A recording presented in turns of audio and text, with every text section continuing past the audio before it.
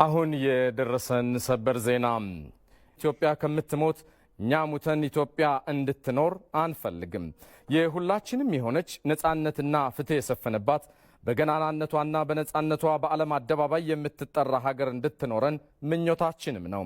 ለኢትዮጵያ ትልቅ በመመኘት ሀገራችን አንገቷ ቀና እንዲል በመፈለግ ባለፉት 3 ዓመታት አቅማችን የፈቀደውን ሁሉ አድርገናል። ፖለቲካችን ከመገዳደል ወደ መተጋገል እንዲቀየር ታግለናል። ኢትዮጵያ የሁላችን ናት ብለን በሰው ሀገር የሚንከራተቱ ሁሉ እንዲገቡ ለማድረግ ሞክረናል። ካለፈው በጎውን ወስደን ጥፋቱን በይቅርታ ለማድረግ ተንቀሳቅሰናል። በፍቅር እንደመር በይቅርታ እንሻገር ብለን አዲስ ምዕራፍም ከፍተናል።